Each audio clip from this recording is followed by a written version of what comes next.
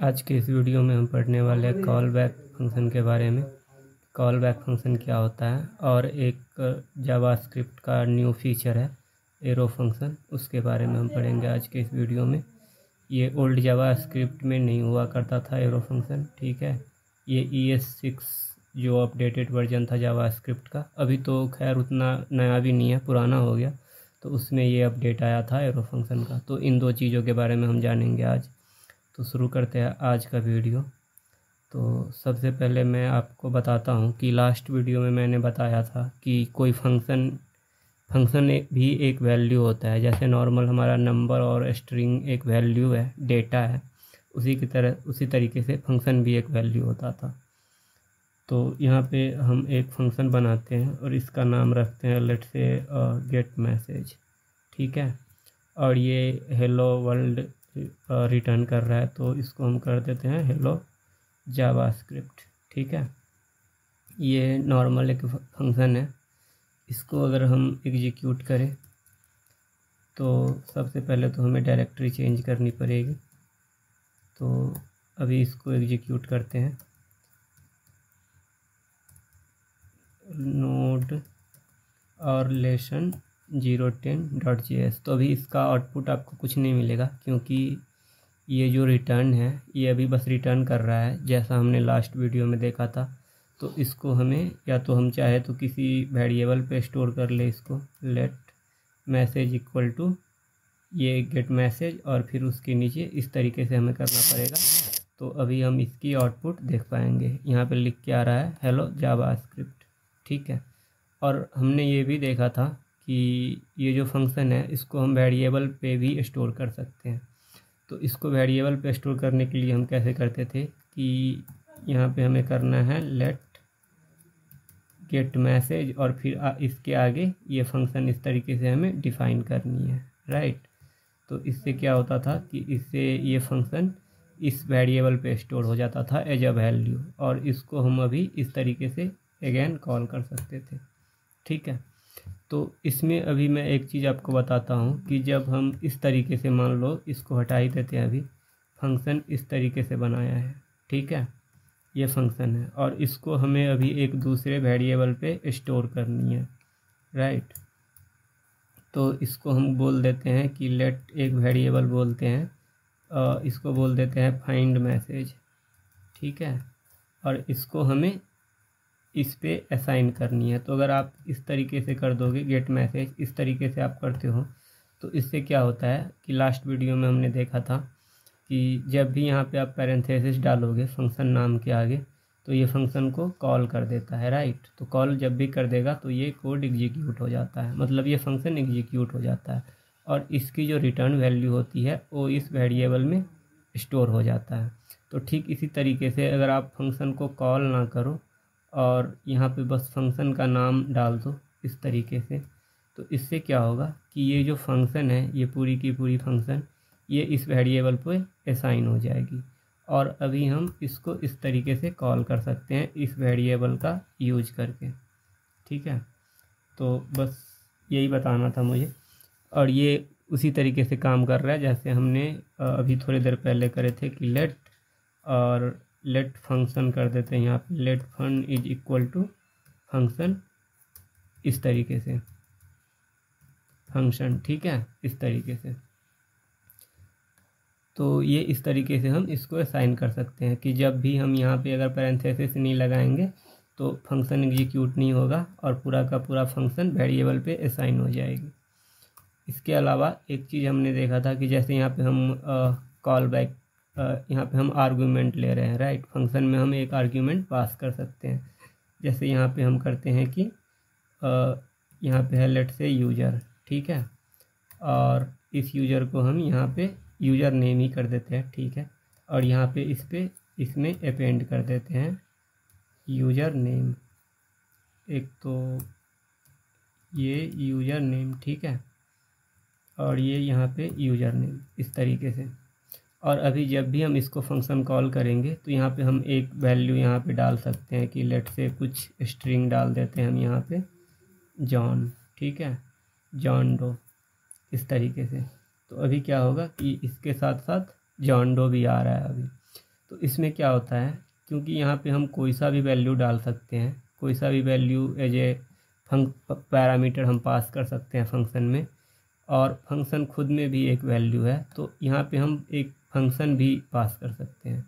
अगर मैं यहाँ पे लेट से एक और फंक्शन बना दूँ कि फंक्शन, और इसका नाम हम रख देते हैं गेट यूजर नेम, ठीक है। और ये क्या करेगा, ये बेसिकली एक स्ट्रिंग रिटर्न करेगा, रिटर्न और जॉन डो, ठीक है। तो अभी क्या कर सकते हैं हम, यहाँ पे स्ट्रिंग के जगह सीधा यहाँ पे ये गेट यूजर नेम फंक्शन पास कर देते हैं, ठीक है। इसको भी, इससे क्या होगा कि अगर इस तरीके से हम पास कर रहे हैं तो ये पूरी की पूरी फंक्शन इसको मिल जाएगी, ठीक है।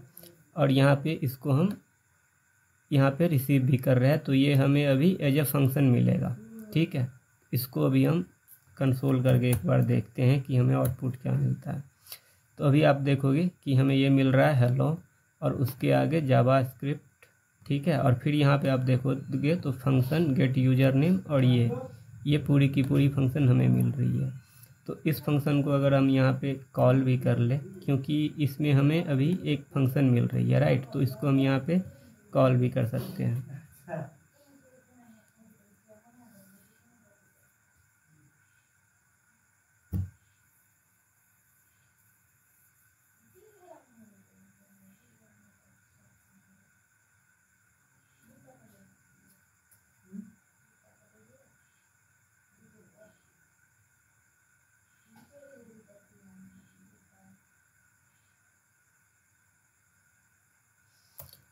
तो अभी आप देखोगे तो अभी हमें मिल रहा है हेलो जावास्क्रिप्ट, और उसके आगे जॉन डो मिल रहा है, राइट। तो इस तरीके से जब भी एक फंक्शन के आर्ग्यूमेंट के रूप में अगर आप एक कोई दूसरा फंक्शन पास करते हो तो उसको हम बोलते हैं कॉल बैक फंक्शन, ठीक है, कॉल बैक फंक्शन। जब भी एक फंक्शन के आर्ग्यूमेंट में, पैरामीटर में आप कोई दूसरा फंक्शन इस तरीके से पास करोगे और उसको अगर आप फंक्शन के अंदर कॉल कर रहे हो तो उसको हम बोलते हैं कॉल बैक फंक्शन। ये बेसिकली नाम से ही है कि कॉल और बैक, राइट। जब ये फंक्शन कंप्लीट हो जाए तो इस फंक्शन को हम कॉल कर रहे हैं।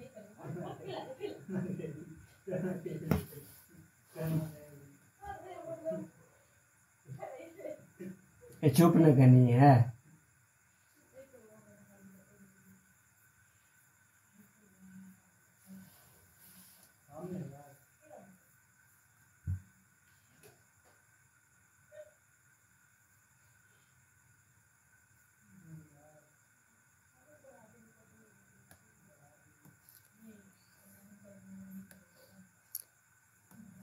ठीक है, अभी हम देखते हैं एरो फंक्शन के बारे में कि एरो फंक्शन क्या होता है।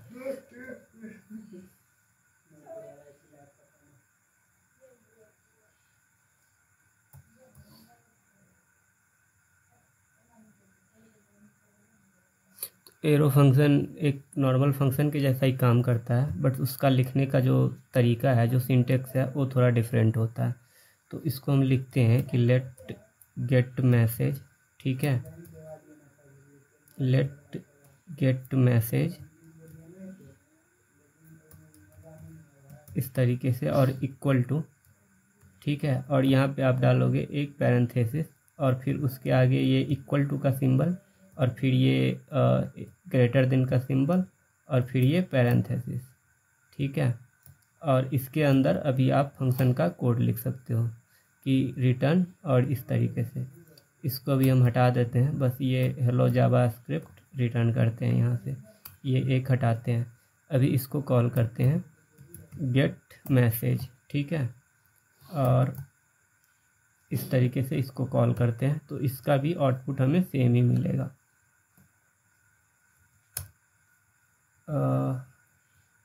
ये क्योंकि रिटर्न कर रहा है तो इसको हमें या तो वेरिएबल पे स्टोर करना है, या तो इस फंक्शन को हम डायरेक्टली console.log भी कर सकते हैं इस तरीके से, ठीक है। अभी इसको एग्जीक्यूट करते हैं, तो अभी आप देखो हेलो जावास्क्रिप्ट हमें मिल रहा है। और इसमें भी हम चाहे तो यहाँ पे यूज़र नेम पास कर सकते हैं, और इसको यहाँ पे अपेंड कर देते हैं यूज़र नेम इस तरीके से, ठीक है। और यहाँ पे लेट से हम पास कर देंगे फिर से जॉन डो इस तरीके से। तो अभी आप देखोगे तो हमें यहाँ पे जॉन डो भी मिल रहा है। यहाँ पे स्पेसिंग डाल देते हैं।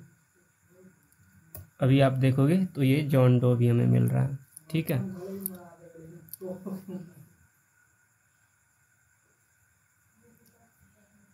और एक चीज़ होती है एरो फंक्शन में कि अगर फंक्शन का कोड हमारा एक ही लाइन में हो, यहाँ पे आप मतलब मल्टीपल लाइन का भी कोड लिख सकते हो कि console.log और ये इस तरीके से कुछ लिख दिया। ठीक है, इनसाइड गेट मैसेज फंक्शन, और इसको आप इस तरीके से रन कर सकते हो। लेकिन जब आपका कोड लेट से कि एक ही लाइन का हो, ठीक है, तो उस केस में आप ये पैरेंथेसिस, ये जो करली ब्रैकेट है हमारा, उसको आप इग्नोर कर सकते हो एरो फंक्शन में। ठीक है, नॉर्मल फंक्शन में आपको ये डालना ही है। और अगेन जब एक ही लाइन का कोड हो आपके पास तो आपको ये रिटर्न कीवर्ड यहाँ पे नहीं डालना है, ये सीधा ही रिटर्न हो जाएगा। ठीक है, इस तरीके से। इवन अगर आर्ग्यूमेंट आपका एक ही हो, अगर लेट से यहाँ पे 2 आर्ग्यूमेंट हो, एक लेट से कि ईमेल हो आर्ग्यूमेंट, तो उस केस में आपको ये पैरेंथेसिस डालना ही है। लेकिन अगर आर्ग्यूमेंट हमारा एक ही हो तो हम पैरेंथेसिस को भी हटा सकते हैं यहाँ से। ठीक है, ये इस तरीके से काम कर जाएगा। अगर पैरेंथेसिस आर्ग्यूमेंट हो ही ना हमारे पास, राइट, लेट से कि यहाँ पे आर्ग्यूमेंट है नहीं, तो उस केस में आपको पैरेंथेसिस डालना ही पड़ेगा, एल्स ये एरर देगा। इस तरीके से अभी आप देखोगे तो ये कोड हमारा चल रहा है। ठीक है, तो ये था एरो फंक्शन। आज के वीडियो के लिए इतना ही रखते हैं। हम मिलते हैं नेक्स्ट वीडियो में किसी नए टॉपिक के साथ। Thank you for watching.